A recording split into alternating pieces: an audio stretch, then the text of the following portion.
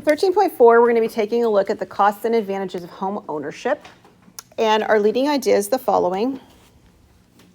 When considering the costs and advantages of home ownership, we weigh immediate expense against long-term benefits, balancing risk, responsibility, and security. In a similar way, faith in God often involves discerning between short-term challenges and lasting spiritual rewards. Just as thoughtful decisions about a home require patience and trust in a future foundation, God offers us stability and hope beyond the present moment. So I'm sure at some point along the way, somebody told you, probably a parent or a teacher, but probably a parent, that some things are worth waiting for, right? Like it's better if you just wait for something, right? Save up your money and get something bigger, things like that. Much is the same here. We talk the same thing about our children. If it's easy to do and you can get it immediately, it's probably not really worth as much as if it's something you had to wait for. So home ownership is much like that. So we're going to take a look at a bunch of definitions first. Again, if you don't have anything printed out, take some pictures of these because there's a lot of them. Some of these are repeats of things we've seen, and a couple of them are new. Mortgage is just a home loan. It's for a substantial amount of money over a lengthy time interval. A couple other phrases that are sometimes used in place of the word mortgage are deed of trust and security deed. Down payment, we've seen the word down payment before, the phrase. It's the portion of the purchase price that the buyer pays at the beginning. Okay. Term. We haven't used or talked about the word term as that word, but we've used it in concept. This is the time until the final payoff of the mortgage. So it's the length of the loan. That's all the term is. For home loans, terms are usually one of three. They're usually either a 15-year note, a 20-year note, or a 30-year note. Okay, those are your typical home loan amounts. Are there some other ones out there? Yes, but those are the typical ones. Okay. Principal amount of the mortgage. This is the amount of the loan, right? How much you're borrowing. It's found by taking the purchase price minus the down payment. There's more than just this type, but the first type we're going to talk about is a fixed rate mortgage. A fixed rate mortgage has an interest rate that remains constant throughout the term. The rate does not change. Okay? From start to finish, it stays the same.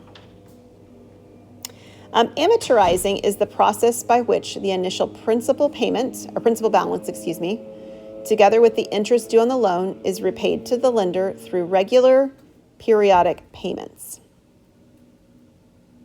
Okay? It's a big giant spreadsheet. I'll talk a little bit more about that when we get to that part of this, but it's a big giant spreadsheet that gives this information.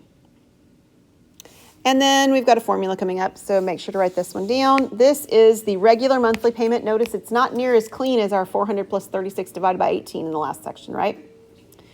So this is our regular monthly payment for a mortgage. It has a loan of P dollars. The interest rate is R, and the term is term of T years. So we have P times R over 12, all divided by 1 minus 12 over 12 plus R raised to the 12T.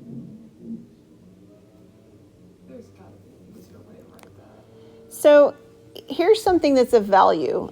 So you're living in a time where if you wanted to go find, a regular monthly payment, your financial calculators, right? You can go out, and you don't even need AI to do this. This is like predate AI by a lot.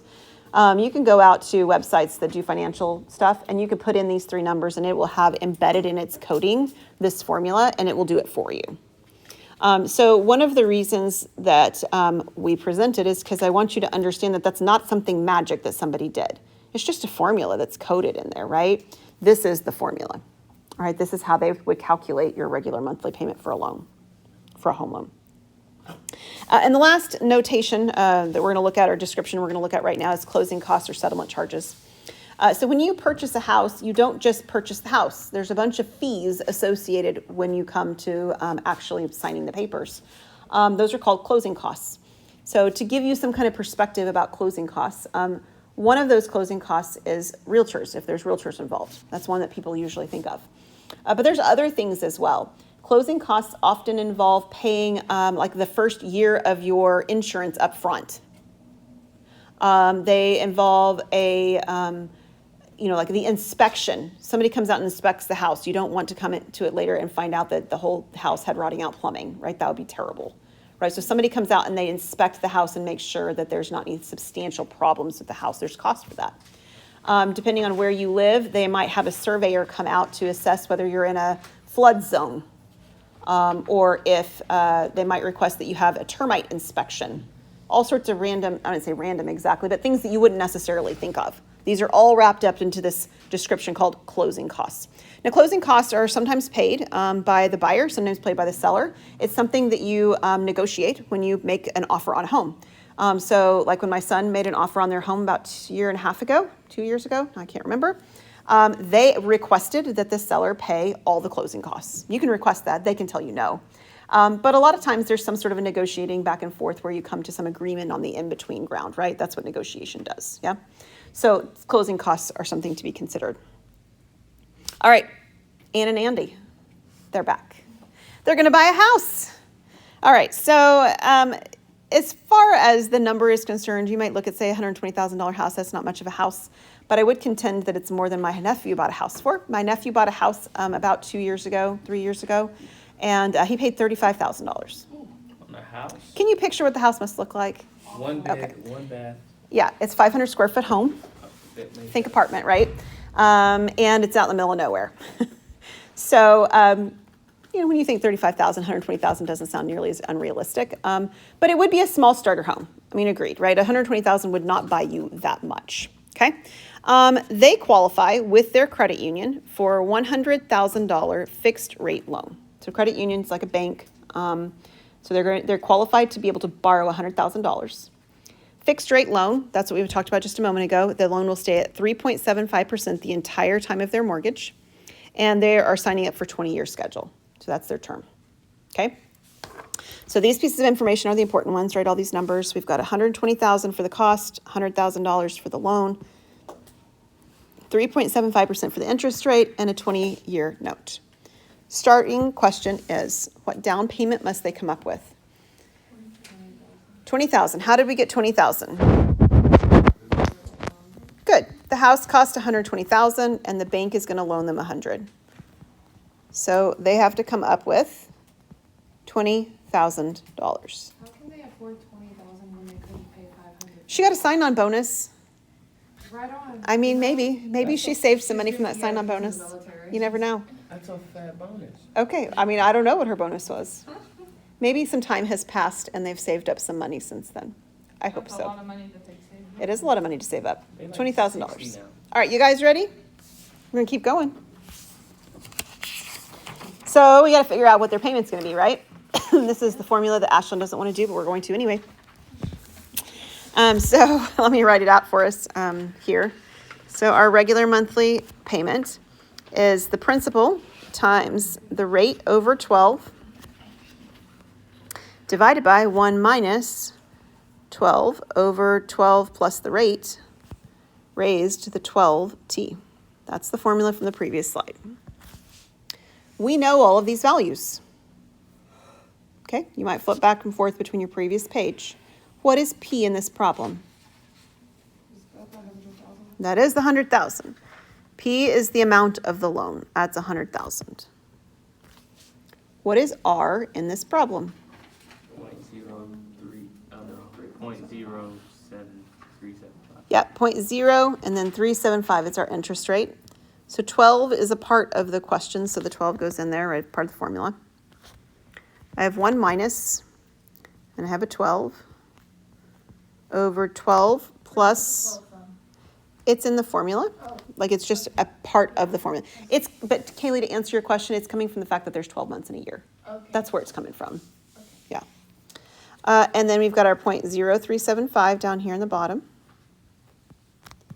And it's raised to the 12 times t. What's t in this problem? 20. That was 20. Okay, are we good so far? All well? Kind of. Does it say 12 plus 0.0375? It does.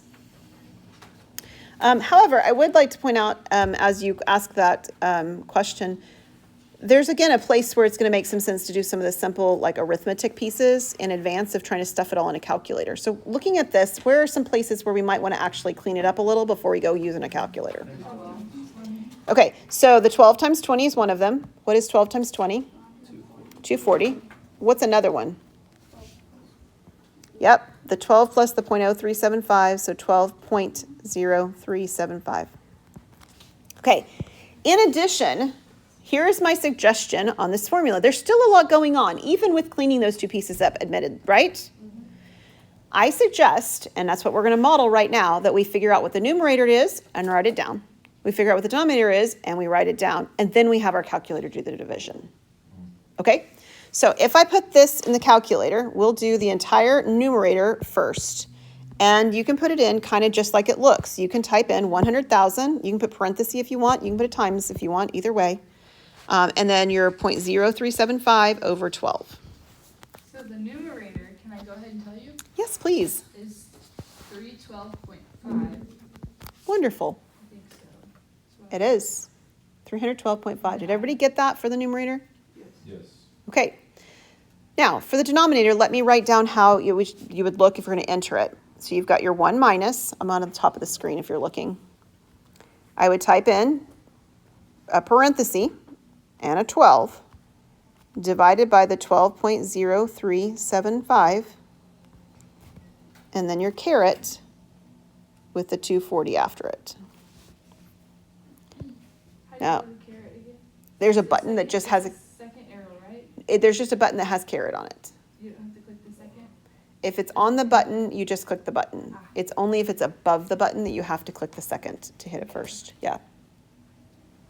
Okay, this is going to give you a whole slew of decimal places, didn't it? Rhea says yes. Rhea, tell me how many read off your value to me for let's go with 6 decimals. 0.527080. Okay, I said Rhea, but that's okay. Oh, I'm sorry, I didn't hear you. That's okay. That's okay. Kayla, what do you have? 5.2, what was it? 5.2. Do you want me to? Go ahead, Kayla, you already got it once. 7080. 7080, is that what yours says, Rhea? What does yours say? Okay, double check your entry. The value that Kaylee did read is the one it should show. It should show a decimal point 527080 with some change after that. So everybody double check. If yours doesn't, tell me now. I want to look at it so we can get that fixed.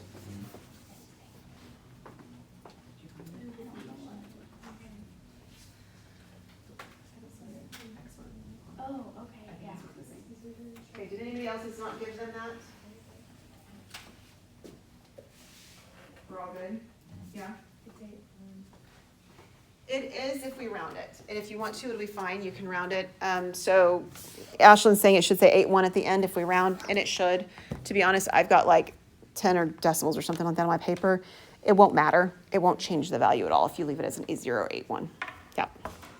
Okay, let's divide it out then. What's the dollar amount to 2 decimal places? 52 or 592.89. $592.89.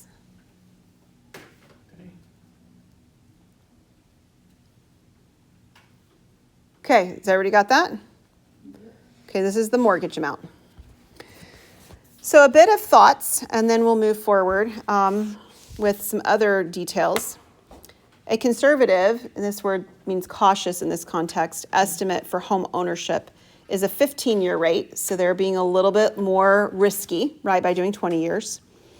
With 20% down, they actually have about 20% down. It's close anyway. And no more than 25% of your take-home pay. So there's a phrase for what happens when you have your residence, whether it's home or rent, either way, whether you're owning it or renting it, and you have more than 25% of your pay going towards that. It's called being house poor. You find yourself very strapped. You can't do some of the things you wish you could do. You know, your friends are all going on that vacation. You can't afford it, right? You'd like to go out to dinner, and that's just not in the cards because you've got all your money wrapped up and going towards that mortgage or that rent. So being very, very careful not to spend too much of your money on your primary residence, you know, where you're living, is what this is referring to. 25% is one of those numbers. So what we're looking at next is we're going to look at what's called the amortization schedule. Okay, so in this case with Ann and Andy, they have a 20-year note and they have 12 months in a year. I mean, we all do, which makes 240 payments on their house, right? That's that exponent that we got before, right? That was 240. Y'all with me? So if they were to get this amortization schedule at closing, it would be a spreadsheet that would be 240 lines long. Y'all with me? We're not doing a 240 line long anything. We're doing the first 2 lines of it, and that's what you're going to do in my math lab as well. Again, because you should know where these numbers are all coming from. It's not magic, it's math, right? It's very simple in terms of like their formulas, right? Like that concept is a simple concept, not necessarily simple to calculate, but it's a concept that's simple. They're coming from formulas. So I want to show you where all these numbers come from so that at the point when you make a home purchase, you're not looking at something going, I have no idea what I'm looking at. They're very interesting amortization schedules. I remember the very first home that we bought, it was $100,000. It really was. It was in Kansas. And we went and we had a 30-year note because we didn't know much more at the time. We were not very wise. And interest rates at the time, which we had a good interest rate, but at the time they were higher than they are now. Our interest rate was 7%. That was a good interest rate. If we had stayed and paid off that house from start to finish, our $100,000 house would have cost us $270,000. Because that's the way interest works, folks. Okay? And your amortization schedule, it shows that. It shows at the very end how much you would have paid for the whole thing. So it's a very eye-opening experience. Now, here's the deal. The first column in the total, in this amortization schedule, total payments, never changes. And we already found it. What is their payment that they're making every month for this house? Yep. That's going to go in here, $592.89.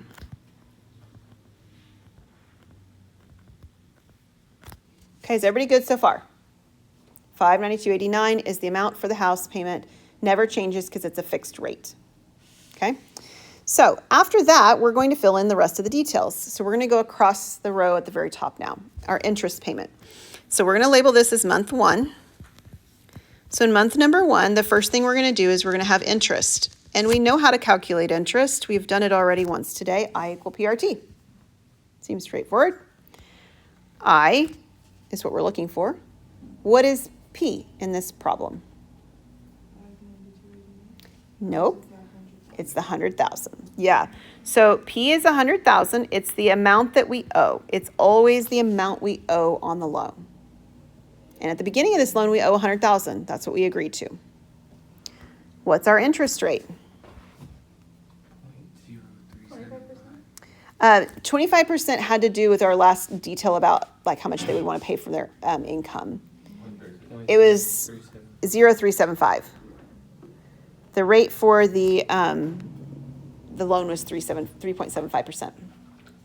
Okay, so be careful on T. This T is not the length of the loan. This T is the length of the month. Okay, so how much of a year is 1 month? 1/12. Okay, there's 12 months in a year, so a month is the amount of a year is 1 out of 12. Okay, does that make sense? Our time for the 1 month tier period of time we're looking at is 1/12. Okay, grab a calculator. What do you get for this amount?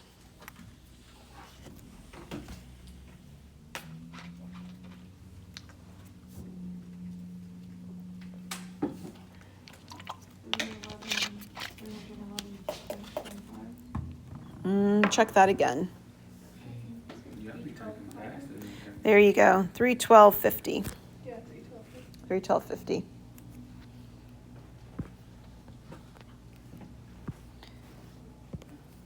Okay, so our interest is $312.50. Okay, our next column says principal payment. Now, I want you to think with me. We send to the bank $592.89. Can you picture doing that? You write the check or you make the payment online or whatever, like you send that off. They take $312.50 and they keep it because you just paid them for borrowing their money.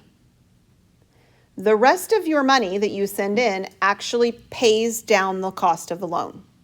Y'all with me? That's the way this really works. So this next column, principal payment, is the amount of that $592.89 that's actually going to pay for the loan as opposed to pay the bank their fee. How could I figure out how much that's going to be? Subtract the interest payment from the total. You got it. So I'll take my total payment, which is the $592.89. And I'll take off the interest payment, the $312.50, because that's the money the bank keeps. And what will I get? 280.39. That's crazy. They keep more than your actual payment. Yep, and it's usually worse than that. Bro, I gotta get me on. Because for the most part, people don't get 20-year notes, they get 30-year notes. That's the standard. Oh, boy, what's it? Don't get a 30-year note, get a 15-year note. We'll talk more later, but 280.39. Okay, does everybody see what's going on? So 312.50, that's how much the bank keeps. 280.39 actually pays off part of your loan. This last column, that's the balance, tells us how much we now owe. Our balance is the $100,000 that we previously owed minus the 280.39 that's now paying off the loan. Holy. What do we get when we subtract those? 99,719.61. So after month number 1, we no longer owe $100,000. We owe $99,719.61. Honestly. You know what? Wow. Might as well pay $100. Okay, so this is important, right? This is important to understanding how numbers work. This is what happens with your car loans too. Y'all know that, right? If you have an interest-bearing loan on a car or on your student loans or on any loan, this is what happens. Whoever you borrowed the money from keeps part of it, and then they pay off part of it as well. And how much they keep versus how much you pay off is the rate. That comes straight from the rate that you've negotiated or that you've been given or whatever. That's where it comes from. Okay, let's take a look at what happens on month number 2, because month number 2 does have numbers that are all different than month number 1, except for that first column. First column, same straight down all the way. Everything else is different. The reason everything else is different is because we no longer owe $100,000 on the loan. I mean, like you guys said, it's almost, but it's not $100,000 anymore. It's $99,719. So when we look at month number 2, we have to take that into consideration. Our interest payment is now based on a loan amount that we now owe $99,719.61. Interest rate's still the 0.375, and the time is still 1/12. But because we don't owe as much as we did last month, our interest payment's going to do what? Stay the same, go up, or go down? It's going to go down. Not a lot, but it is going to go down. Okay, so what do you get when you multiply these numbers out? 311.62. That's a whole dollar. Hey, you can spend it on something else. You get a zebra cake. And those $250. Emery's going to get a zebra cake. Okay, right, we're ready for our principal payment now, right? Okay, how do we find our principal payment? Subtract it from the total. Right, so we take our $592.89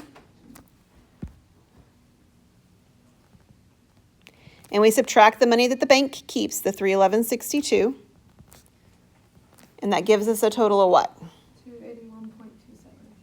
281.27. $281.27. So the money that's paying off our loan is slightly more than it was the month before, ever so slightly. And how would we find then our balance? Subtract principal payment from the balance of principal. Okay, so, and it's the principal payment of the previous month. I'm not going back to 100,000. Y'all get that, right? I don't owe 100,000 anymore. I owe, or they owe, 99,719.61, and they're going to pay off now the 281.27. How much does that leave them for the balance at the end of month 2? 99,483.34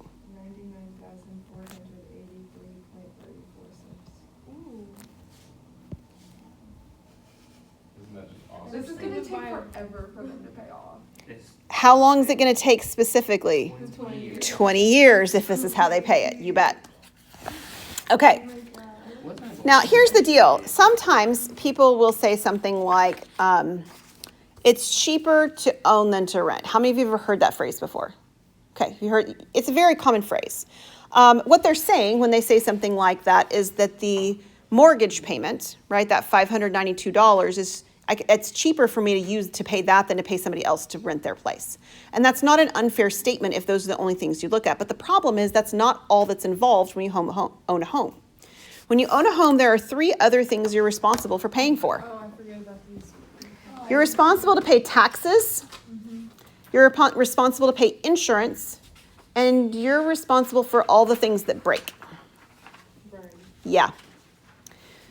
Taxes and insurance are things you can anticipate the costs for fairly well. The things that break are the problem. One summer we had 2 AC units go out at our house. $8,000, I kid you not, to fix both of them. Or individually? Total. $8,000 total. Like, get out. $8,000. I mean, these things happen, right? Like if you were renting, you're not responsible for that.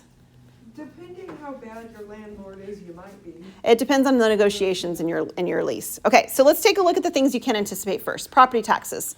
So property taxes are collected by a county or other local government. They can cost up to several $1,000s annually. Both property taxes and mortgage rates are tax deductible. We'll talk about that detail in a moment. Your property taxes, it's a very interesting concept, actually, and there are people who will argue that that's not right. Property tax means that even if you own the property, you're still paying tax on it. So imagine what happened if you went to the store and you bought a gallon of milk. You pay tax, right? At least in our state you do. You pay a sales tax, true? How many times? Once. Or every time you buy it, right? But once for that 1 gallon, true? That's not what happens in your home. You pay it and you pay it and you pay it, whether you owe money for it still or not. It's a very strange concept. And it's expensive. And your property taxes will be different depending on where you live. Different counties, different states. Your school districts, when they pass things like school bond issues and things like that, affect your taxes, your property taxes on your home. To give you some perspective, our property tax for this past year, the yearly amount was a little over $4,000. Yeah. Yes, Expensive. it's expensive. Next one, homeowner's insurance. Homeowner's insurance covers losses due to things like fire, storm damage, and other casualties. Theft as well is one of those. Do you have to have homeowner's insurance? That's a good question. You would be foolish not to, because your primary investment, if you own a home, is all your money is tied up in the cost of the home. So to lose it and to have no insurance would be devastating. If you owe money on the home, the person you've loaned your money from is going to require you have it anyway. If you don't owe money on the home, then it's your decision. Depending on where you live, your homeowner's insurance costs different amounts. Oklahoma is expensive. Why? Tornadoes. When we lived in Ohio, our insurance costs were 1/3 of what they are in Oklahoma. We also don't have flood insurance as high as other places. Yeah, different. So that's another thing too, like that floodplain stuff I talked about before, depending on that, right, will depend on your cost of your insurance. If you live in places that have high theft, you will also be rated higher. And that's city specific, not even just state or something, right? Like different parts of the city are rated higher than others. Okay? Yeah. The other thing it pays for, notice, is it pays if somebody gets hurt on your property. So some things that can affect your property insurance are trampolines, swimming pools. Trampolines. What can happen on a trampoline? You Fall fall. off, crack your head open, break a bone. Yeah. Mommy said Um, you jumped on a trampoline. Yeah, like if your trampoline flies during a storm and damages somebody else's property, it's happened in our house too. Yep, that's another one. Wait, it's hit your house or your trampoline has gone? My trampoline flew. Yes, it hit something else. Yeah. Bro, Okay. Did you see it? What about dogs? Oh, that's- Certain breeds of dogs will raise your insurance rates. What about pigs? I had a German Shepherd. I don't know what to tell you about pigs. Maybe they would too. Like, the wall. So Yeah, I don't like know. if you had like a pit bull. in your Yep, house, a pit bull will raise your cost of your insurance with most companies. I Yep. have one of those. Okay, maintenance. We already talked about maintenance. This is one of those things that you can't anticipate very well, but obviously the older the home, the more likely the maintenance issues are to crop up, correct? Makes sense. All right, so let's look at Ann and Andy's again. They're not only paying their $592.89, the very least they're paying property taxes and insurance, true? Yeah. So in this situation, we're being told that they have a tax cost of $932, and then their insurance cost is $660. Oh my I god. hope they have really good jobs. I hope they have good jobs too. She got that raise, remember? Okay, but we're wanting to know, hey guys, we're wanting to know how much their monthly costs are, but they're given to us in annual values, correct? So if their annual taxes, Divided by 12. Right? we would need to divide by 12. So if our annual tax is $932, we'll divide by 12 to find the monthly. What does that give us? 77.67. Very good. We have our monthly insurance. So it's $660. Again, divide by 12 for the months. 55. That's 55. And then we have our mortgage. Oh my goodness. Our mortgage is $592.89. Where'd you get that from? It's from the previous work that we did Oh, over okay. here. I keep forgetting Yep, about the that. first column. We're just building on the same problem the whole time, so the 592.89. So their grand total that they're paying every month of anticipated costs is $725.56. Now, some people will still argue, and it's a true statement, that it's still an investment, right? So like when you rent and you leave, you're back at zero. When you own and you leave, hopefully you've accrued some equity in the home, and hopefully you have, but housing markets are not always stable. We got caught when we moved to Ohio at the point when we left 3 years later that we weren't upside down in our mortgage, but we owed more at that point than, well, let's do it this way. That's not right. We paid $164,000 for the house, and 3 years later, it sold for $130-something thousand because the housing market dropped. That's what happened. It can happen. And again, you can't really anticipate if and when that happens. So it's something else to sort of risk, right? We talked about risk before. Okay. Now, here's another misnomer that sometimes happens. Some financial advisors will recommend not paying off your home early because you lose a tax write-off. That means you'll have to pay more money in taxes, okay? So we're going to consider if this is good tax advice within the context of Ann and Andy's situation. Ann and Andy had a $100,000 loan, 3.75%. That's just the same information from before. We're going to use some approximates here because it's good enough in order to make the assessment, and get accurate idea of what's happening. So we're going to say approximately in their first year of owning their home, how much did they pay in interest?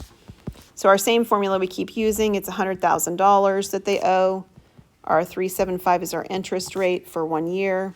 So the approximate amount, and the reason I say approximate is because from our table we saw that the amount goes down every month, right? So this isn't exactly correct, but it's close. They pay about $3,750 in interest. That's the interest payment the bank keeps. The bank keeps it was the credit union in this case, $3,750. Everybody has a certain tax bracket that you're in. If you make more money, you're in a higher tax bracket. You make less money, you're in a lower tax bracket. And there's some cutoffs in between and so forth. For the purposes of what we're looking at, we're going to assume a 25% tax bracket. It really doesn't matter what do I assume here, by the way. It just is a number I need to go with so that we can get the assessment made, okay? So let's assume that they're in a 25% tax bracket. So what it means is that they were able, if they were to itemize on their taxes, which like only 5% of Americans do, but if you were to do this, you'd have their total income. So you have a picture in your mind of like your taxes that you just filed, right? If any of you've been working this past year. There was an amount that said, this is how much money I made this year. Y'all with me? Okay, so they made X amount of dollars, and they would subtract off the $3,750, and then they would only pay taxes on the amount after that. That's how tax write-offs work, okay? It's a deduction that they take, and they don't have to pay that much in there, okay? So that $3,750, they don't pay taxes on. If they had to pay taxes on them, they would have paid them at 25%. This would be $937.50. So this is how much money they save in their taxes. And I mean, if they need the loan and so forth, I mean, are you going to prefer to do this? That sounds like a good deal. I don't want to send an extra $1,000 to the government if I don't have to. Fair? The question is not what we had. Our question is, should we keep the home loan if I don't have to have it in order to save that money? Here's what we just decided. Right now, month number 1, they are paying the credit union $3,750 in order to keep from sending the government $937.50.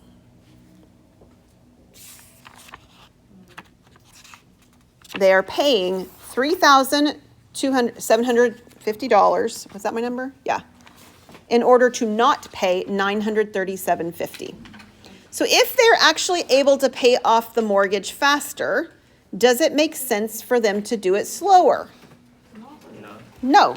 The answer is no. And as a matter of fact, if they really wanted to not send the $937.50 to the government, they could give the $3,750 to their local church, and they'd have the exact same tax write-off.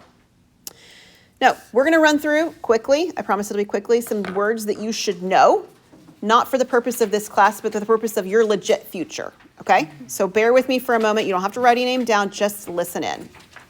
Escrow is an account that your bank keeps for you if you have a loan. So Kaylee, you asked, do I have to have, or does somebody have to have insurance? They do if they owe money to the bank. And the bank does this, they escrow your money, which means that they keep a running, a cost of your insurance and your taxes in there. You pay the bank pays the insurance company, the bank pays the government. Okay, that's the way that works. It's an escrow account. An adjustable rate mortgage or a variable rate mortgage is a mortgage that changes the interest rates throughout the time of the loan. They generally start out small and lower, so they're very enticing, less interest, but there's a point when they can change it and they can raise the interest rate, which makes it a little bit more scary because you don't know what they're going to change it to. There's a whole bunch of quantities that govern these adjustable rate mortgages, how often they can change the rates, typically 1, 3, or 5 years. The index, the standard amount that they will change it by. The margin, that's the additional amount that they can add to that. The discount, the amount that the initial rate may be less than the sum of the index and margin. The index rate cap, the amount that's the total, maximum amount they can add to it. The periodic cap, which is how their rate increases work. The overall cap and the payment cap. All of these details are involved in adjustable rate mortgages. They're far more messy than a fixed rate mortgage because things are changing, hence the word adjustable, right? So things change a lot in those.